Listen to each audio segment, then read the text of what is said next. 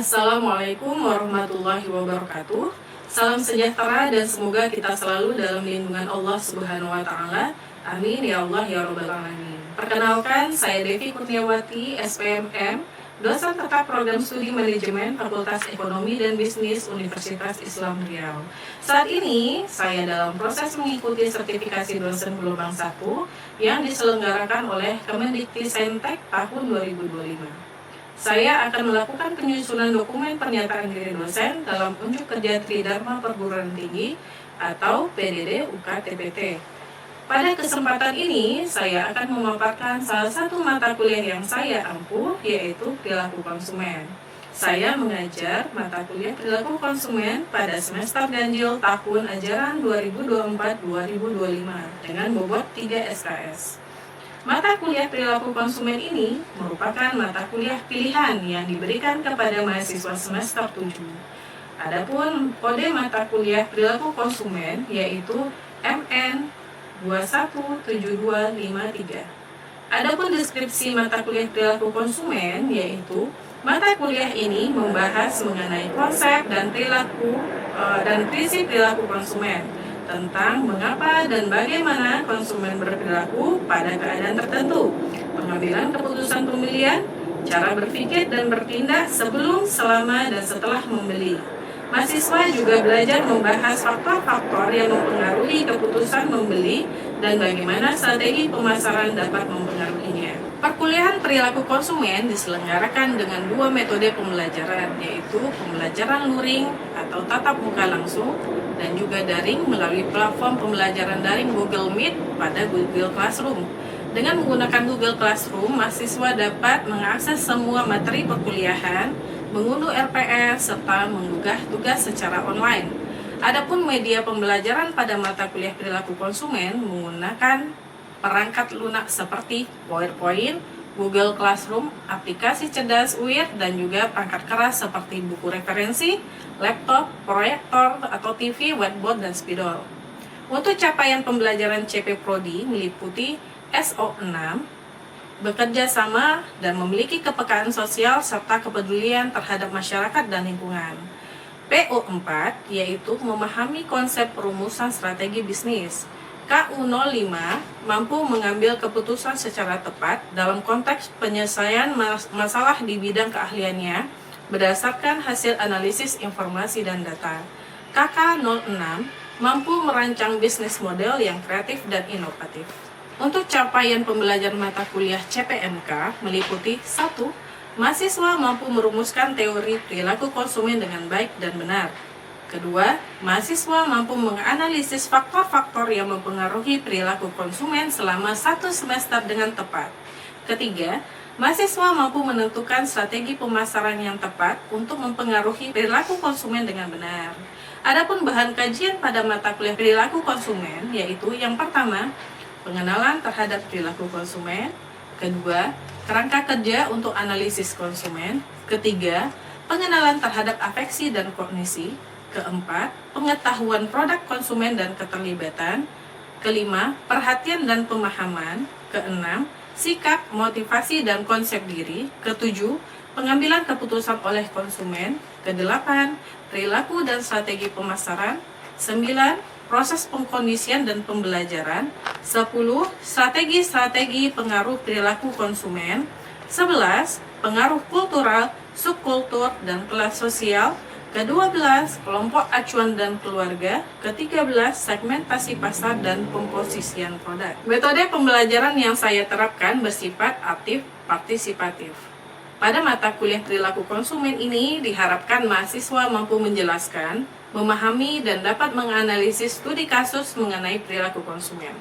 Penilaian dalam mata kuliah perilaku konsumen ini mencakup 5 komponen, yaitu kehadiran dengan bobot 10%, tugas dengan bobot 20%, keaktifan dengan bobot 20%, ujian tengah semester dengan bobot sebesar 25%, ujian akhir semester atau UAS dengan bobot 25%. Untuk menentukan nilai akhir mahasiswa akan dilakukan dengan menggabungkan berbagai komponen penilaian yang telah dilakukan selama 1 semester. Saya berkomitmen mahasiswa tidak hanya memahami teori dan konsep perilaku konsumen secara akademis, tetapi juga mampu menerapkannya secara kritis dan kreatif dalam dunia nyata. Dalam jangka panjang, saya berharap mahasiswa dapat menjadi profesional, pemasar, peneliti, atau wirausahawan yang peka terhadap dinamika kebutuhan, keinginan, dan perilaku konsumen yang terus berubah. Untuk tahapan berikutnya, mari kita simak video pembelajaran mata kuliah perilaku konsumen. Baik, bismillahirrahmanirrahim. Assalamualaikum warahmatullahi wabarakatuh.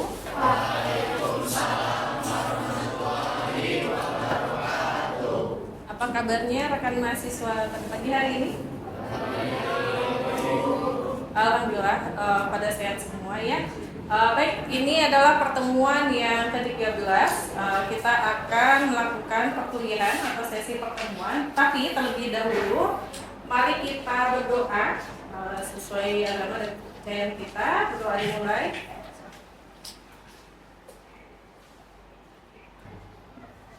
Berdoa selesai. Baik, sebelum pertemuan kali ini, pokok materi kali ini, saya akan flashback terlebih dahulu mata kuliah sebelumnya atau pertemuan kita sebelumnya, yaitu mengenai pengaruh kultural, subkultur, dan kelas sosial. Saya ingin bertanya, siapa yang masih ingat apa sih itu muatan kultural? Ada yang bisa menjawab? Saya, Bu. Ya. Muatan kultural itu mencakup yang pertama yakni kepercayaan, yang kedua sikap, tiga tujuan, empat nilai, aturan, kebiasaan, dan yang terakhir formal khas. Baik, terima kasih Alif sudah menjawab pertanyaan nomor 1. Pertanyaan nomor 2 nih dari perkuliahan kita minggu lalu. Berikan contoh tipe subkultural tersebut. Ya, silakan. Contoh referensi kultural yang pertama berbuat yaitu dari remaja, dewasa muda, kaum-kaum dan manusia dari agama Yahudi, Katolik, Buddha, dan Muslim. Dari ras ada kulit hitam dan Asia, dari tingkat penghasilan ada kaya, penghasilan rendah, miskin, dan papa. Oke, terima kasih sudah menjawab pertanyaan yang kedua. Pertanyaan yang ketiga sih saya yang bertanya kembali ke mahasiswa. Apa sih itu kelas sosial? Ada yang bisa menjawab pertanyaan ini? Ya, silakan. Kelas sosial merujuk ke arti status nasional yang membedakan kelompok dan individu berdasarkan harga diri dan gengsi. Terdiri dari 4 kelas. Yang pertama kelas atas, yang kedua kelas menengah, yang ketiga kelas pekerja, dan yang terakhir kelas bawah. Oke, alhamdulillah ya masih mengingat bahasan materi yang minggu lalu. Nah, sekarang kita masuk nih untuk bahasan sekarang ini. Coba lihat dari gambar ini.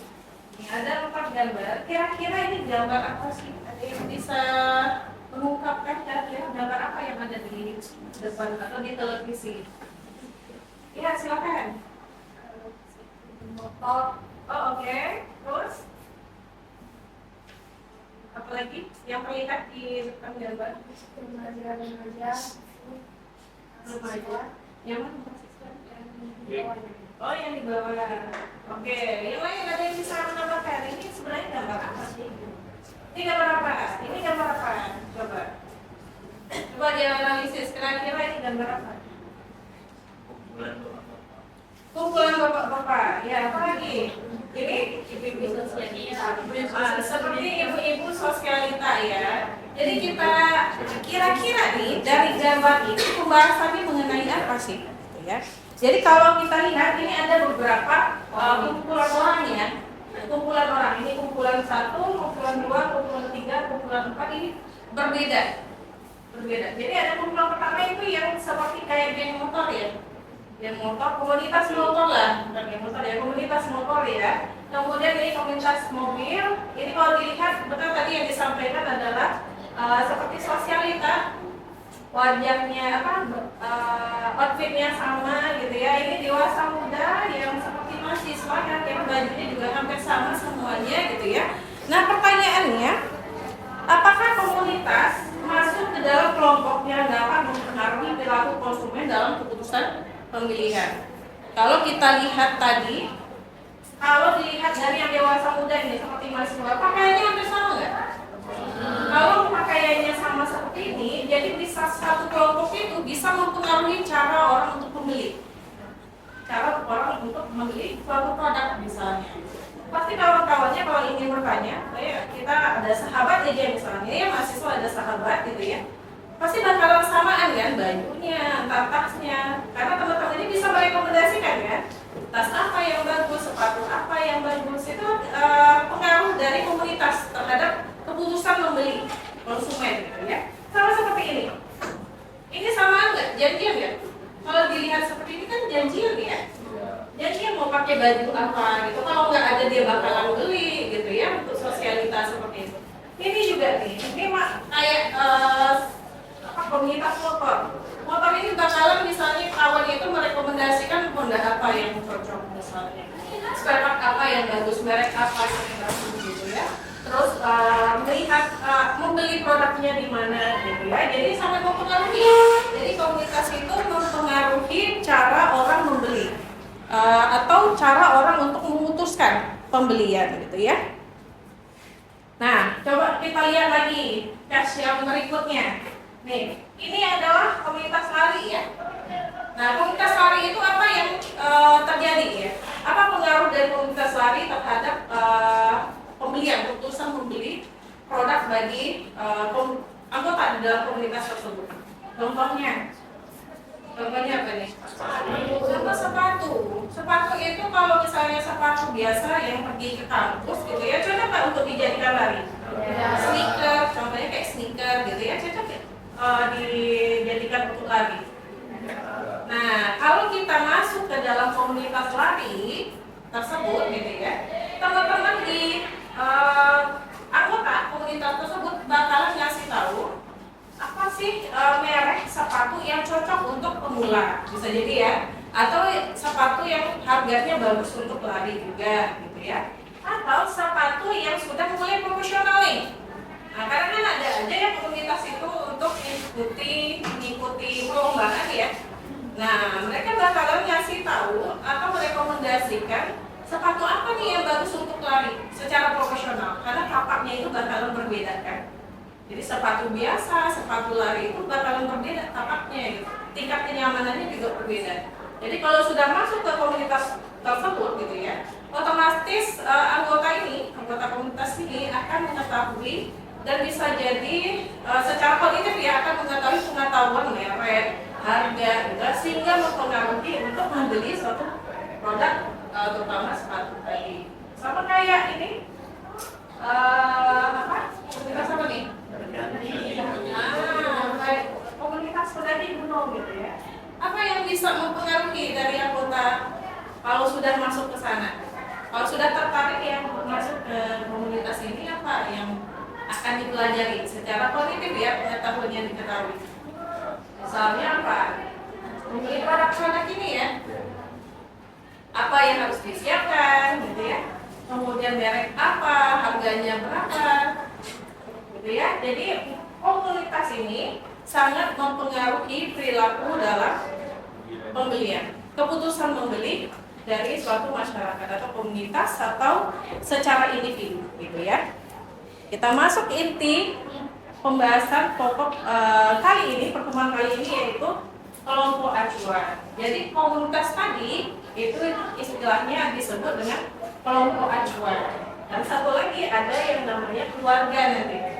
Jadi pembahasan kali ini yaitu mengenai kelompok acuan dan keluarga terhadap perilaku konsumen, terutama dalam berbelanja. Ya. Jadi coba kita lihat, kita bahas apa sih tujuan pembelajaran dari pertemuan kali ini. Diharapkan mahasiswa dapat memahami dan menganalisis pengaruh kelompok acuan dan keluarga serta perubahannya terhadap perilaku konsumen.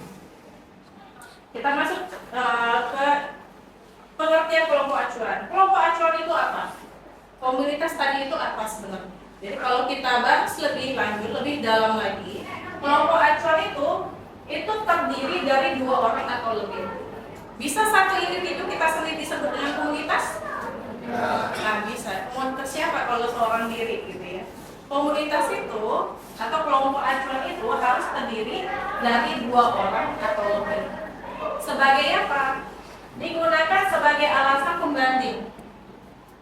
membandingkan, misalnya ini harga apa, harganya berapa gitu kan, produknya apa, merek apa, itu kan sebagai referensi pembanding ya, pembanding. Kemudian mampu membentuk respon afektif dan kognitif nih. Secara pengetahuan dia akan tahu kalau sudah masuk ke komunitas kayak komunitas lari itu tadi ya, dia akan tahu gitu ya sepatu apa yang cocok gitu ya. Kita mengukurnya di jam berapa nanti. Kemudian bisa jadi lebih sehat gitu ya. Orang peduli kesehatan ya, lebih peduli ke kesehatan kalau misalnya masuk ke komunitas lari contohnya gitu ya. Kemudian mampu mencontohkan dan membentuk perilaku yang tadi.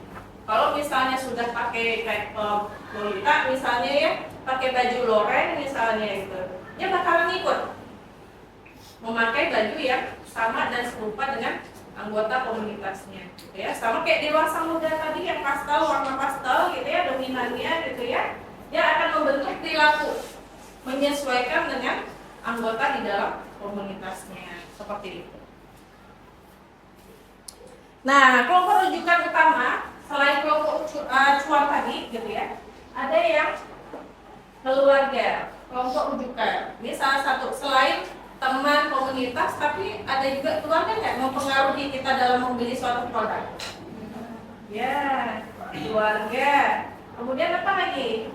Teman-teman, ini seperti apa dia? Kelas sosial, kayak sosial kita tadi. Kemudian budaya orang itu sendiri, misalnya.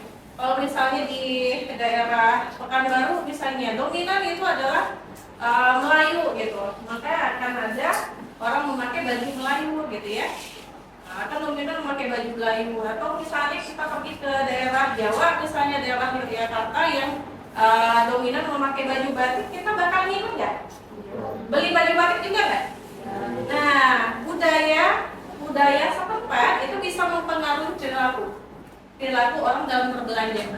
Kalau Melayu gitu ya, kita bakal ke Venice kan? Belanjanya contohnya ya, karena di Venice itu juga selain gamis ada juga yang Melayu pungan kan? Bajunya, jadi kan mempengaruhi budaya di Pekanbaru gitu. Jadi kayak di Jogja tadi saya bilang misalnya yang dominan batik gitu ya, kita bakalan beli batik gitu ya. Jadi budaya setempat itu mempengaruhi kita dalam berbelanja. Kemudian berbagai budaya lain yang juga masuk ke misalnya ke Pekanbaru atau wilayah manapun gitu ya, mempengaruhi dari perilaku konsumen gitu ya. Nah, membahas mengenai keluarga, saya ingin bertanya, di dalam keluarga itu punya peran pengambilan keputusan dalam keluarga itu, contohnya seperti memberi pengaruh atau influencer. Influencer itu siapa ya di keluarganya yang paling berpengaruh? Paling seperti apa? Ayah. Siapa lagi? Jadi tiap kondisi keluarga itu bakal berbeda-beda ya. Siapa yang paling punya power atau pengaruh? Ada yang anak di keluarganya malahan kita sendiri atau mahasiswa sendiri yang paling berpengaruh. Pengen gini dibeliin sama orang tuanya, itu kan memiliki pengaruh ya. Ada yang seperti itu? Ada, atau dominan misalnya dibeliin Honda ya terserah merek yang dipilih ayahnya atau dipilih ibunya, atau kita nggak ada referensi. Bakalan ikut juga kan, misalnya orang tuh bakal bertanya gitu ya, apa sih yang diminati sama anaknya gitu ya. Jadi terkadang ada yang dominan di dalam keluarga itu yang paling mempengaruhi itu bisa jadi ayah, atau bisa jadi ibu karena ibunya dominan, misalnya pakai merek ini aja, bisa jadi seperti itu. Atau anaknya yang lebih dominan di dalam keluarga tersebut. Merek inilah ayah, merek inilah ibu gitu. Jadi yang dibeli di dalam keluarga itu ya merek-merek yang ditentukan oleh anaknya, bisa jadi ya. Karena setiap keluarga itu berbeda siapa yang paling dominan berpengaruh di dalam keluarganya. Yang kedua nih, gatekeeper atau pengendali akses, yang punya uang, yang punya kendali akses gitu. Siapa? Kira-kira ibu, apa lagi? Ibu, ada ya? Pengendali akses nih, mau beli ya, tunggu dulu ini uang. Kan ada yang mengendalikan, ada yang ayah dominan untuk mengendalikan akses. Yang punya uangnya? Ada, ya. Kan yang mempunyai uang yang bisa mengendalikan gitu ya. kayak ibu, terkadang ya ayah juga memberikan ke ibu ya. Jadi ibu yang pegang uangnya, jadi pengendali aksesnya untuk membeli barang-barang itu bisa jadi ibu, gitu ya. Kalau anak kan belum ini, belum ada pegang uang.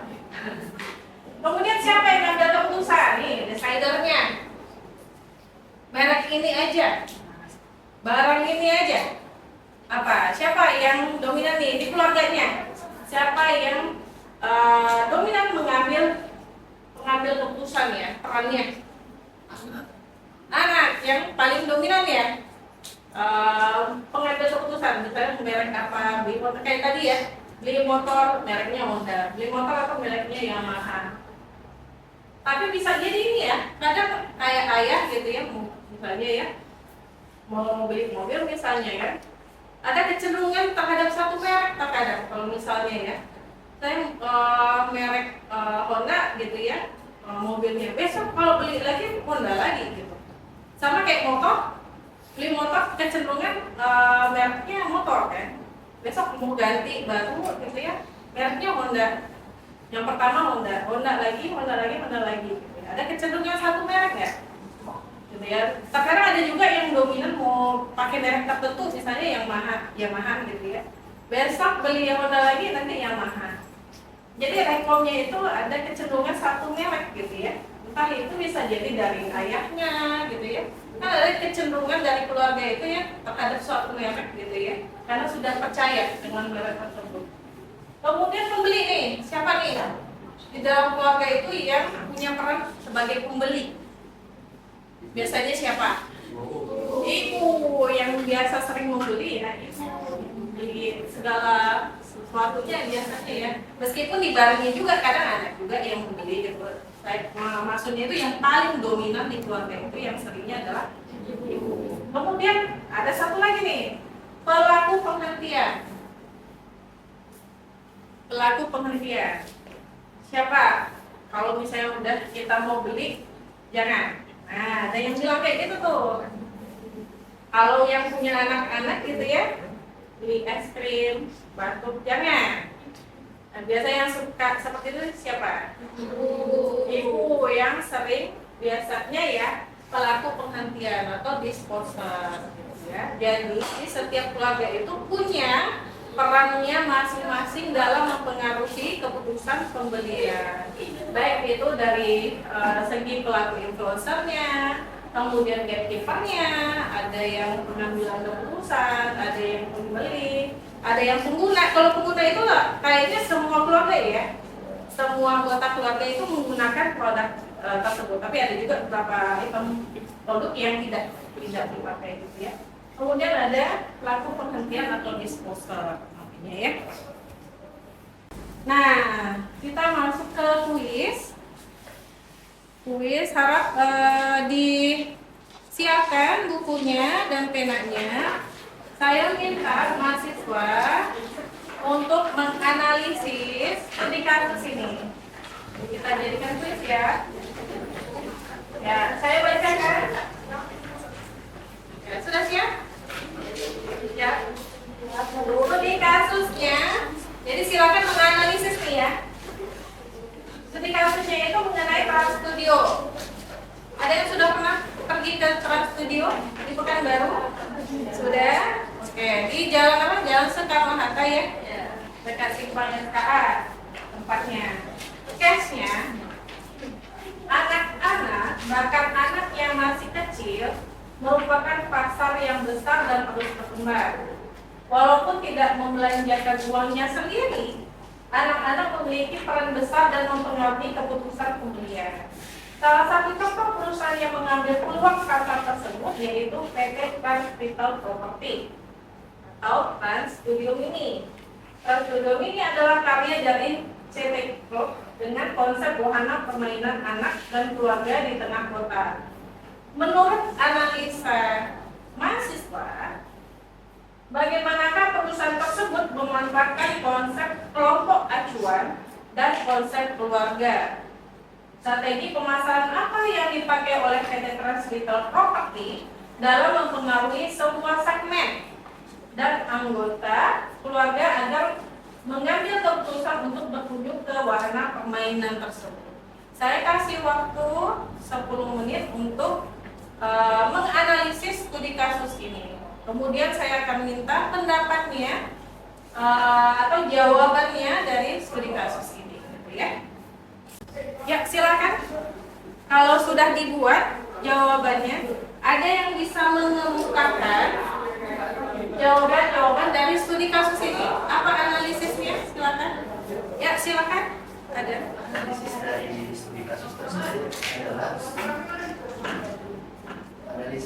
studi kasus tersebut adalah perusahaan sangat memanfaatkan konsep kelompok acuan dan konsep keluarga, di mana wahana ini sangat menarik minat dari kalangan anak-anak dan kemungkinan informasi menarik tentang wahana yang diterima anak saat di sekolah dari teman-temannya, sehingga menarik minat anak tersebut untuk datang ke wahana tersebut.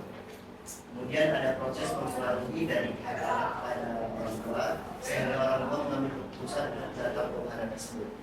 Dan strategi yang digunakan adalah strategi yang diterapkan oleh pihak wahana Trans Studio tersebut, di mana Trans Studio memiliki fasilitas lengkap bagi ibu untuk berbelanja, ada fasilitas untuk kopi bagi ayah, sehingga satu keluarga tertarik untuk datang berkunjung ke wahana tersebut. Baik, terima kasih Adam. Dari analisis Adam, satu yang ditargetkan siapa? Yang ditargetkan kan wahana anak-anak ya. Targetnya anak-anak, tapi diambil semua nggak? Terbawa semua nggak anggota keluarganya? Nah, itu salah satu strategi yang dipakai oleh perusahaan gitu ya. Targetnya adalah anak-anak, tempat wahana. Tapi di sana disediakan apa? Tempat belanja bagi ibunya, kafe untuk ayahnya. Kebawa semua nggak? Padahal targetnya itu adalah wahana tadi anak-anak. Tapi anak-anak emang bisa pergi sendiri? Bisa pergi ke sendiri ke wahana kan nggak bisa. Pasti dikawani oleh orang tuanya, ibunya, ayahnya. Ibunya dan ayahnya daripada kosong waktunya, mendingan diisi sama belanja. Nah, kayak gitu strategi pemasaran dari perusahaan ini ya. Jadi kan dari kelompok acuan tadi atau dari keluarga tadi mempengaruhi. Salah satunya dengan strategi ini tadi, gunakan kelompok acuan dan keluarga. Yang ditargetnya adalah anak-anak, tapi kebawa semuanya. Orang tuanya kebawa, kakaknya kebawa, saudaranya kebawa. Itu adalah strategi yang dipakai oleh perusahaan tadi.